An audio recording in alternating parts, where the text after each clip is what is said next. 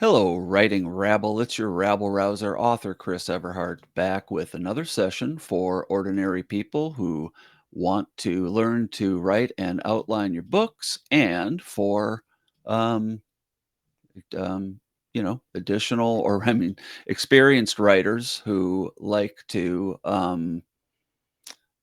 just learn more about story.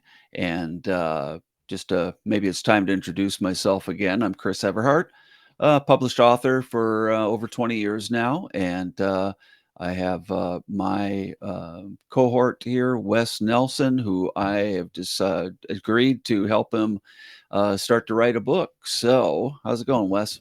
Good, man. How are you? Pretty good. I've been getting a little bit of work done. I'm a little bit more back on track. I was my schedule for the last week was kind of nuts. I'd gotten into a rhythm of spending spending the morning in my office working on books, and just last like from Wednesday through Monday, everything was kind of turned around, so I didn't get much writing done. And by Monday, I was getting pretty grouchy. Yeah. So now that I've gotten a couple of days of writing in, a couple of mornings of writing in, I feel a lot better. Oh, So that's good. yeah, and things are going pretty good. Still working with the AI tools Yeah. to help me stay on task and write some books. And it seems to be, I think I may have cracked it last week, Nice. and but I only got 2 sessions in using the kind of the rhythm or the system that I figured might work. So I still have to do like a third and a fourth to make sure that it's actually going to work. Okay. So yeah, so it's been interesting, and hopefully it'll start being productive soon. Nice. Yeah. Yeah, but I'm 13 chapters in to a new book, one that I'll be writing for a romance that I'll be writing for self-publishing.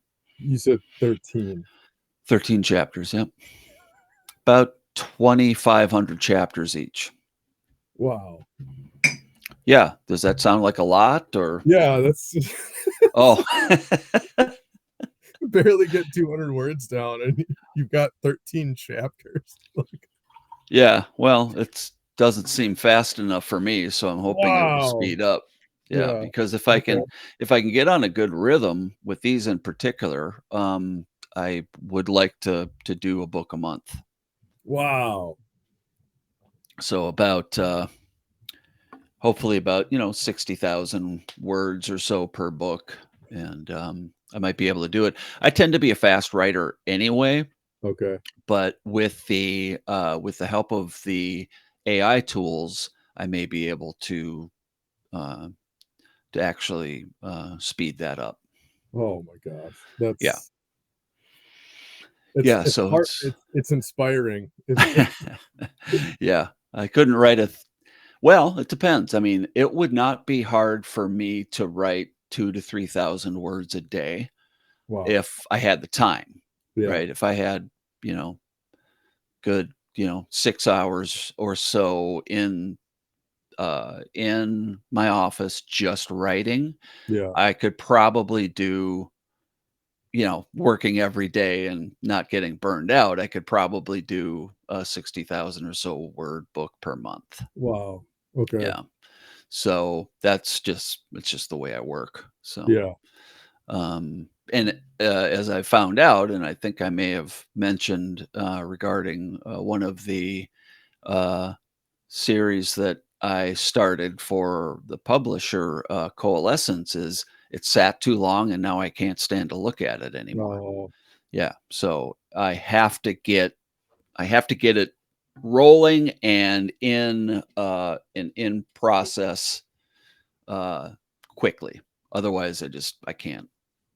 Strike Just while the iron's hot. Otherwise, just move yeah. on. Yeah. Yeah, and for me, I think that it has as much to do with if it's sitting around for a while, And I'm constantly working about it, constantly thinking about it. In a way, it's like I'm telling myself the story over and over and over again. Yeah. And so I get bored with it. Yeah. Yeah. And that's just just the way I am. So it's So that balance between honing it, but not over honing it, and yeah. that's got to be tricky.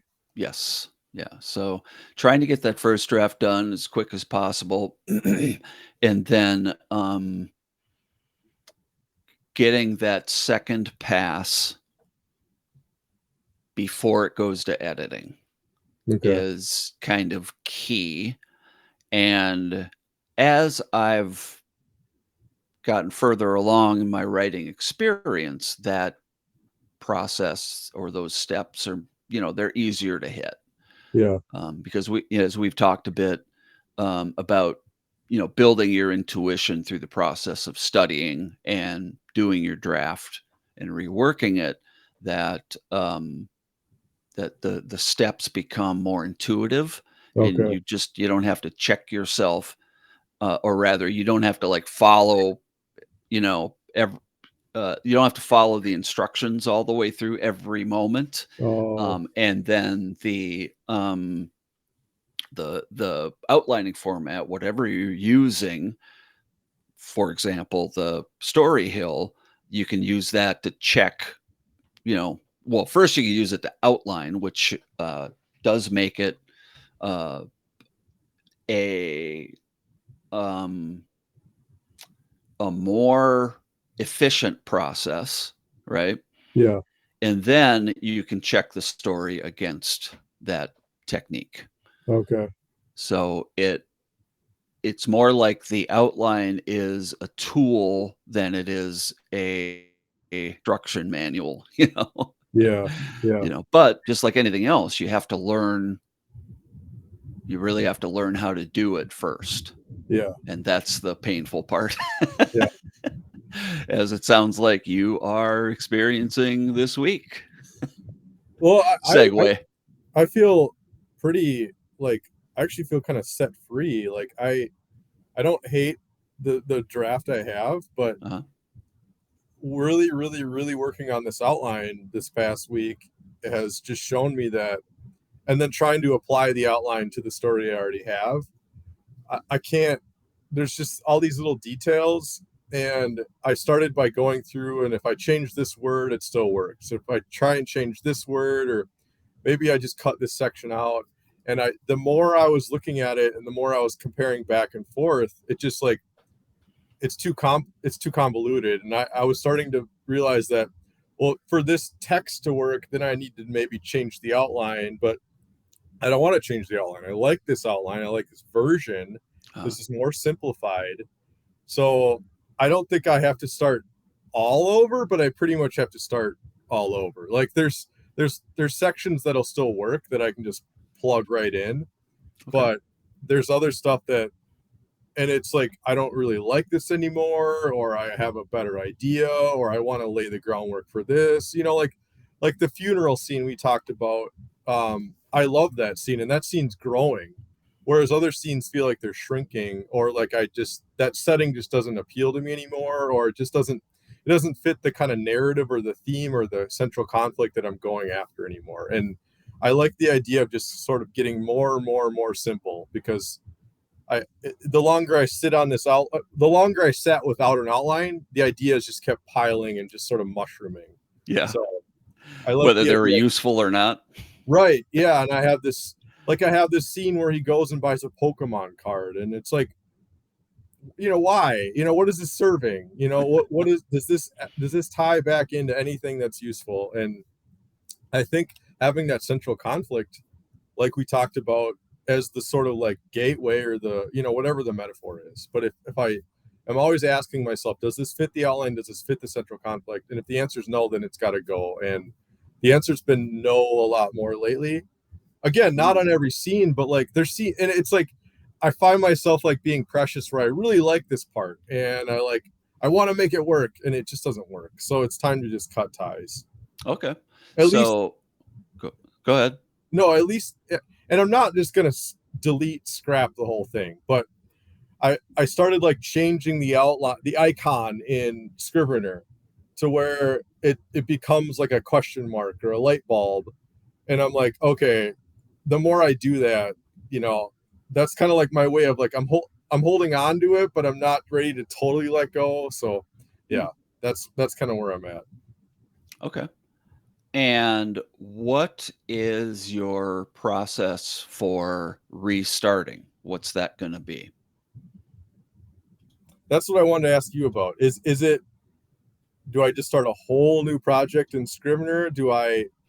I mean, the idea that I had was to take my outline, the Story Hill outline, like we've been working on that Google Doc, and even distill that down even further into like 6 or 7 just kind of beats, Hmm. and then just start a whole new Scrivener project. And if anything works, drag it over. And if it doesn't, I don't drag. I think I need that sort of like clean break Yeah. and that fresh roadmap to start with. That's my initial thought, but I'd love to Okay. hear what you think. All right. Well, that's a good cue to have a look at the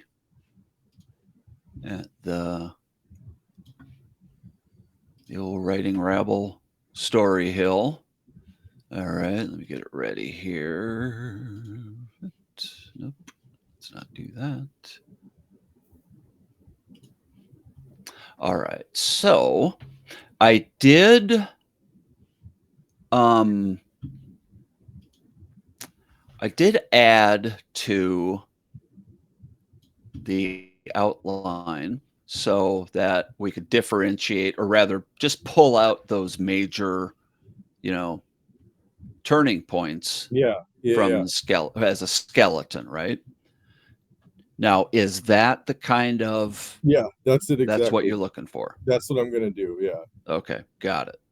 And then the idea is, and I've been kind of contemplating a little bit of um, ah, how to make it a little more easy to follow or easy to go back and sort of fill in you know, the gaps. But I, without doing like some dynamic um, document, I yeah. don't know if I would be able to do that. I, I like Um, I like the format right now because the examples really help me, like including the stuff with Jaws. You know, like that really helps me, and the questions really help. okay. And I kind of been treating it more like a worksheet. And Mm, there's certain questions in here that if I start to write more than 1 or 2 lines, yep. then it means I'm overthinking it and it needs to get Yeah. simpler. So Yeah. That is a really good point, and that is what I've been learning in by using AI tools um, to outline, to help me yeah, outline. I have found that you have to be really concise, um, and that, and also when you use Scrivener, right?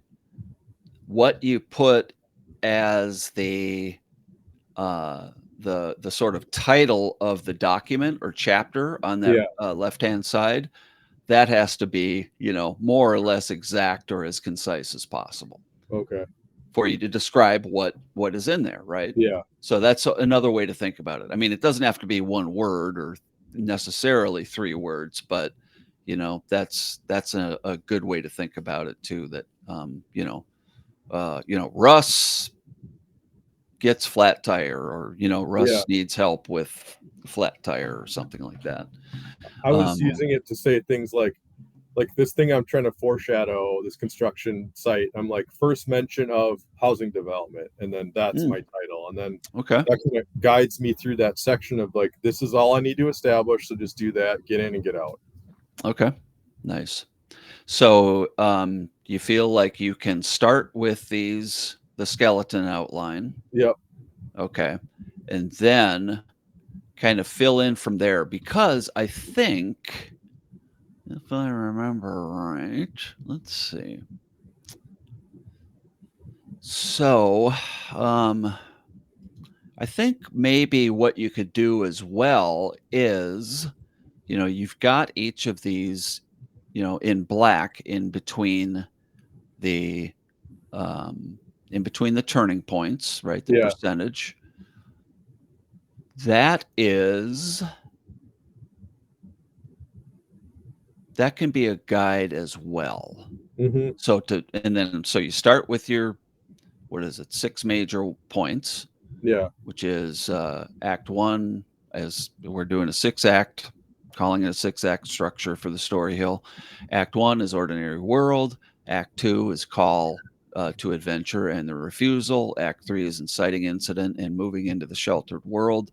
Act 4 is the goal change and moving into the unsheltered world. Act 5 is the crisis, and Act 6, which is the shortest, is the world after, or the character after. Um, so yeah, give it a try, because the way you work through this process, it may help me refine uh, what needs to be in the story hill. Yeah, and I like almost looking at it as like a worksheet. And a lot of Okay. the stuff you've had recently about like the stakes, if then, like that really helps me distill it down into very simple terms. Okay. That's been really good. All right. And then it is kind of a little heavier on highlighted story elements on the right hand with the 50% goal change. So you've got that goal change, and then you've got the unsheltered world. Um, you know, Either the character and team attack somebody, or they get Yeah. attacked, and it forces them into the challenges of applying phases, right? Yeah. Um, and then you've got the false victory, and then at 75%, you've got the fail antagonist win, and you've got more stuff in that crisis act 75 95. They got to have a new plan. There has to be a climax. So I'm kind of, I've been thinking a bit about how to help you develop those interim plot points. Yeah. So I think that now that you're more familiar with the story hill and using that as an outline, I think that, like I said, your process will help me with that. Yeah. All right. So based on what you did up to the point, or what you wrote or outlined up to the point where you've figured out that it's not working, Yeah. and you need to shift, based on that, plus what you have decided to do, which is basically restart your outline afresh, what questions do you have that we might be able to work out using the story hill? I don't know if this applies to Story Hill, but I think I was focused too much on word count, and that was leading me to spend way more time on the 0 to 10 and even the 0 to 25% part that felt really bloated. And since I didn't have a good goal change for a long time, I just kept coming back and filling in. Like my Story Hill mountain is blue, green, and yellow heavy, and then there's just a precipitous drop off from orange, like it's just a straight cliff fall off. So I think I don't know. I don't even know if I have a question other than maybe I need to focus on story first and almost disregard word count, at least on the first draft. Is that a good? Well, for your outline in particular, yeah, it's going to be, story, story, story, Yeah. outline, outline, outline, because it's not going to do you any good to put in a bunch of words if they don't go anywhere, which may be what you've, experienced. But, but I did want you to get into that process and experience of just writing and putting in the words, see what comes out, right? Yeah. Yeah. Uh, Meet those magic characters who just show up and Yep. want to be included. Nothing wrong, certainly, with what you've done so far, because, and we talked about this a bit before, um, you need to discover your voice, Yeah. right? And you can only do that through your words, Yeah. right? So I'd say that there's a couple of things that you've done really effectively over the past several weeks. So we've been doing this. By the way, this is number 15 or Wow. 16. Yeah. Wow. Yeah. Episode 16. So, and we've had a couple of breaks. So you've probably been at this like 20 weeks now. Yeah. Yeah. So, It was still winter, I think. So yeah, it was just like March or something when we yeah. started. And now it's, end of July. So you've been writing fairly consistently for 5 months. Was that Yeah. March, April, May, June, July? Well, maybe 4 months. Yeah. So that is helping you develop both your intuition about the story, which sort of brings you to that point where you're like, this is really not working. Yeah. And by the way, that's without anybody else seeing it. Yeah. Which is terrifying. Well, no, it's just that the fact that getting to that moment, that realization that the story isn't working Yeah. all on your own, that's pretty good sign of some serious development. You know, Yeah. does No, that it's make yeah. sense? Yeah, Yeah, absolutely. you're building your intuition and your skill, Yeah. and then at the same time, having written what about 30,000 or so words now, Yeah. 37. um, yeah, you're getting to your voice and how you want to how you put the words together to make the concepts and the characters come alive. So that's a huge step, huge progress. And notice I haven't asked to see your writing yet, Yeah, I know. right? Yeah. There's two reasons for that. One is that uh, you're you're probably not developed yet enough to um, to really to it really being worthwhile to give you some critique, Yeah, right? I agree. Yeah. The other reason is that being a really new writer, you could take the critique in a way that is not constructive, Yes. you It's know. very fragile. Yeah. Yeah. Well, you haven't developed that's what I said in the book, by the way.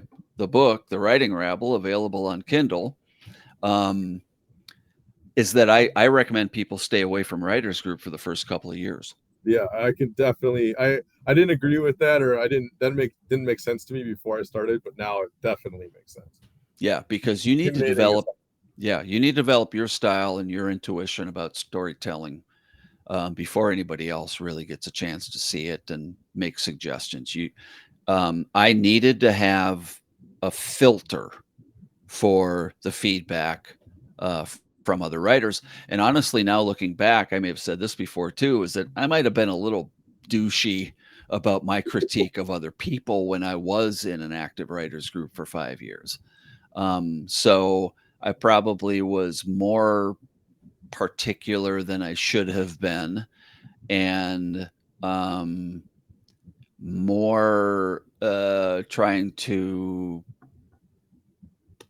I guess, believing that my way of writing was better, Yeah. right?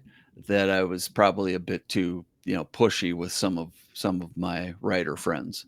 So now when I critique anybody's work, I can be a little more circumspect about it. So that, and a lot of that has to do with just continuing to go through the process of writing and reading and learning what is super important, what is most important to readers, Yeah. and then going down the scale from there. It's like the prose, the so-called quality of the prose is not as important as we writers want it to be, Oh, you yeah, know? I could see that. So it's really characters and the character journey Yeah. that is probably first most important. Having a Yeah. relatable character doesn't necessarily mean likable, but relatable, and putting them through um, the circumstances that are going to make them change and or grow. Yeah, it's like why Disney can be frustrating because it's really, really good story, but is it the best prose? I don't know. The Lion King is phenomenal, I guess. Like, I hate saying that, but it is. But yeah, I don't know. I just alienated about 90% of our audience, but All five of them.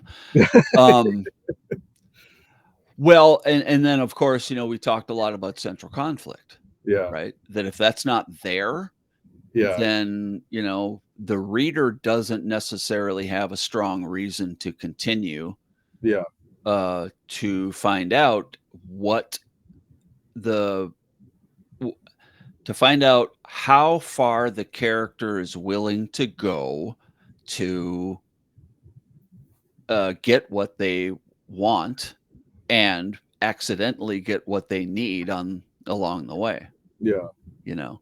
So that's why I tried to make sure to put these character development points on the inside of the story hill.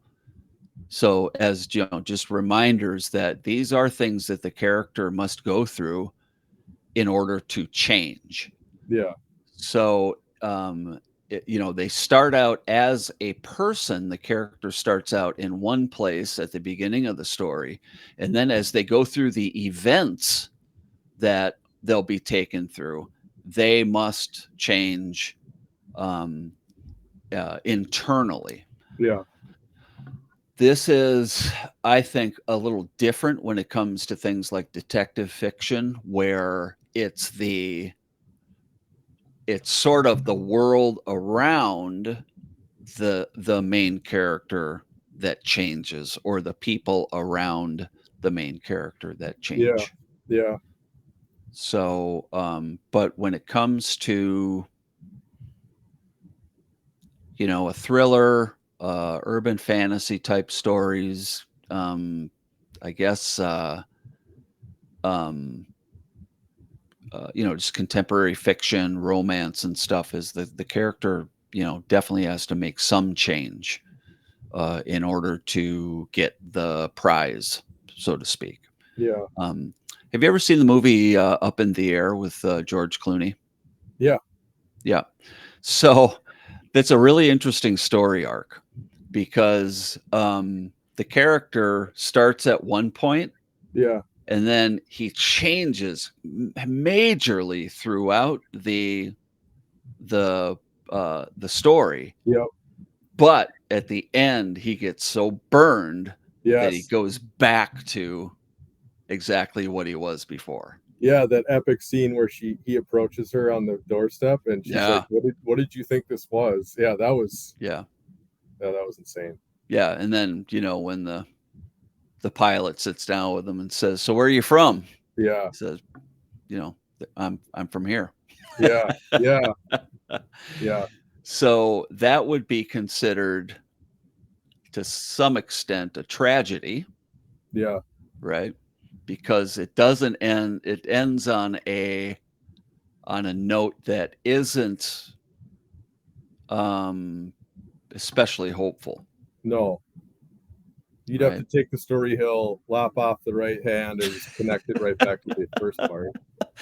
Yeah, that would definitely be a circle, you Yeah, know. Um so a story like that would not work in the romance genre, right? Because right. romance requires a happily ever after or happy for now. Yeah, If it doesn't have a happily ever after or happy for now, it's not considered a romance. Romeo and right. Juliet, it's not a romance Yeah, in that in the modern sense. And it's even in the classical sense, it's considered a tragedy, hmm, right? So, one of the supposedly most romantic stories of all time, yeah. I never got that. right? Yeah. So, okay. So thinking ahead to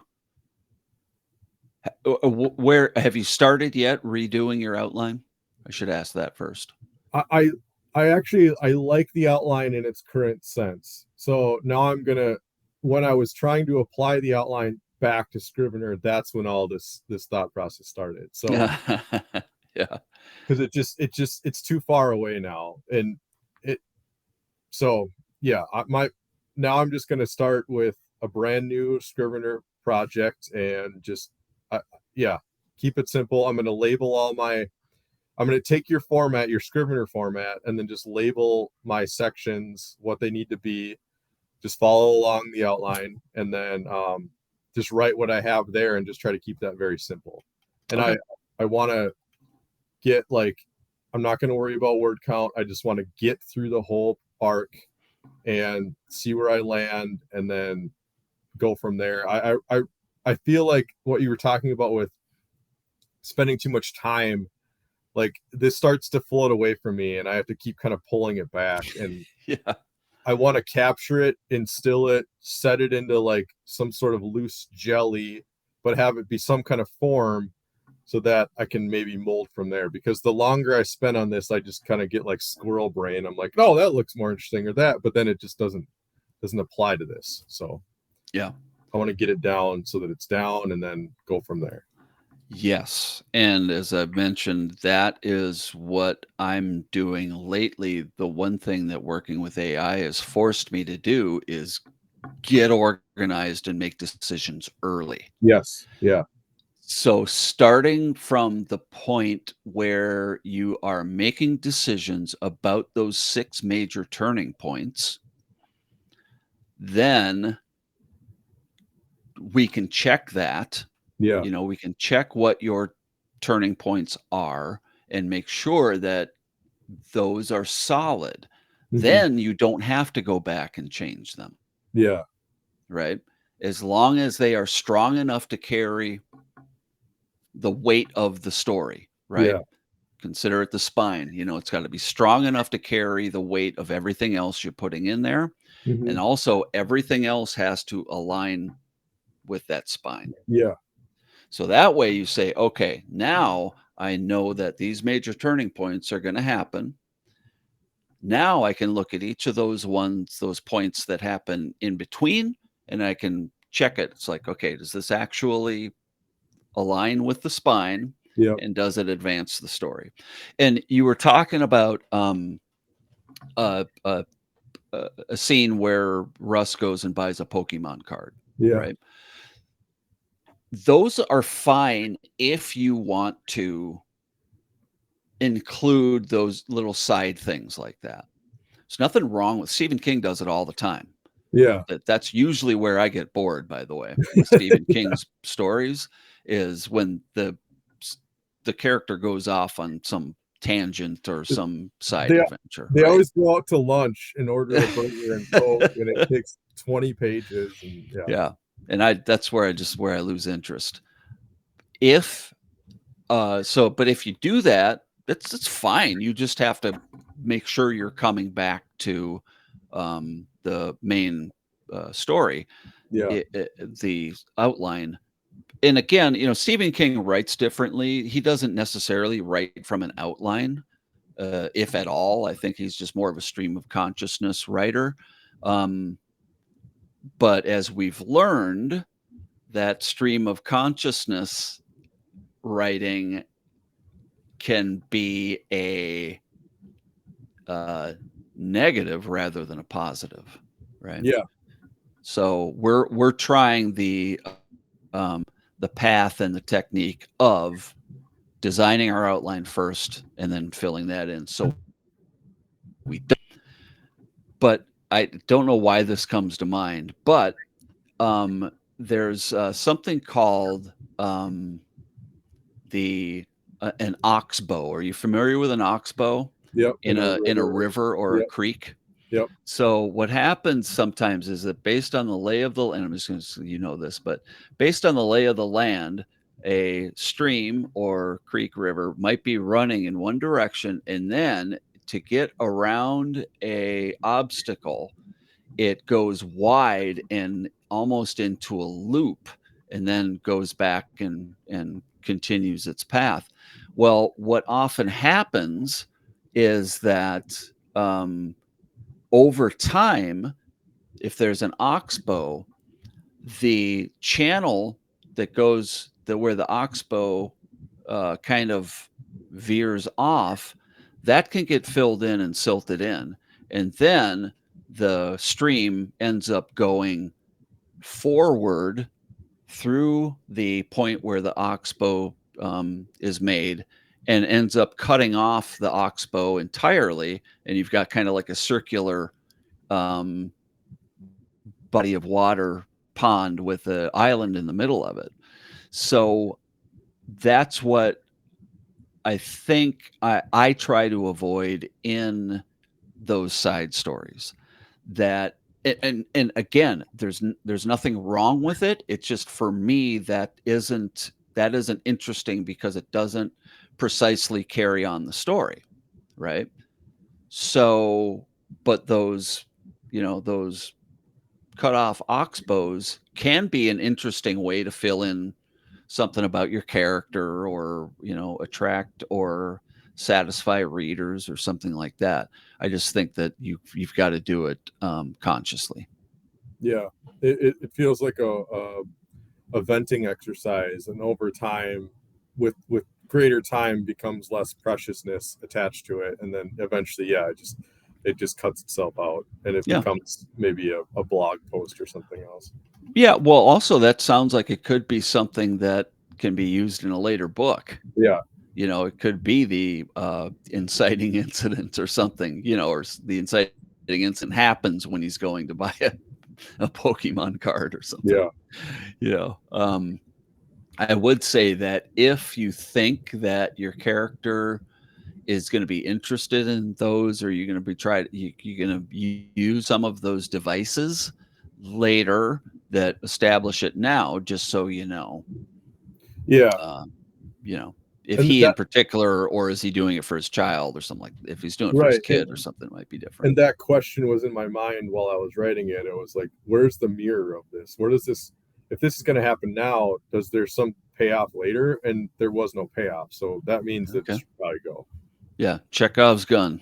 Yeah, If the gun appears in the first act, it has to go off in the third act. yeah, yeah. All right, cool. Well, do you have any other questions before you go on this, well, half a week long journey? I guess we'll be talking again on Sunday. Today's No, Wednesday. I'm excited to get going. This, Okay. I feel like I've put in enough to where I'm ready to get to the fun part again. Okay. Well, let's do this then. You go ahead and fill in though that skeleton, okay, and then start to fill in those interim points between the turning points, Hmm. and let's look at that on Sunday and see how it's developing.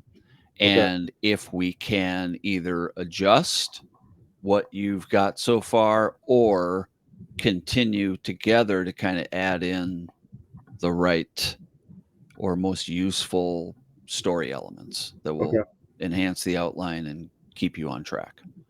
Does that make sense? Fill in the outline, fill in the skeleton. Yeah. Fill in the skeleton, then start, putting in whatever additional in between plot points you have. Okay. You know, if you don't know, leave it blank, Okay. and it doesn't matter really how far you get on that part. But we'll discuss the skeleton and start to look at those interim points on Sunday. Cool. All right. Anything else? Ready to go. Are you childless all week? No, kids Oh. are at camp, so Oh, okay. there's like an hour here, and then I have to go pick somebody up or drop somebody off. So it's kind of this like back and forth. So I have like Okay. sections of time, but it's Yeah. good because that almost makes it easier. It's less daunting. Oh, cool. Yeah, they're taught, the people a lot of writers call it writing sprints, where they go Yes. 20 minutes and they just write as fast or as much as they can. I also Right. carry my laptop in the car with me, so Nice. if Yeah. I That's have true. an idea or just a Jones to, get something, written, I can just pull over for a while and do it. That's smart. Okay, well, I'm gonna play us out, Right on. and, then we'll be on our way. All right. Thanks for joining us, Writing Rabble. Today we talked about how Wes is going to well, how he found that, the outline he was creating and the, prose that he was writing to fill it out, not all of it was, especially useful f to make a good story and get his, theme and central conflict, across throughout the story. So, he's going to take some time this week to fill in the skeleton, and it's the six major turning points, and then start to fill in some of those interim points, maybe even a little character development points in between there. So it should be a really interesting discussion next time we get together as he restarts and gets focused. So that's all for today. Remember that the Writing Rabble book, the Writing Rabble, Write and Publish Your Books Your Way, is available on Amazon. Down in the show description, there is a link if you're interested in how I came to writing, and also more about the new world of being a writer. It's not what it used to be, and it's a very exciting time to be a writer and a creator. So until next time. Oh, and also like, share, and comment. All that stuff really helps. Until next time, Writing Rabble, Bud and Chair, words on page. Bye now.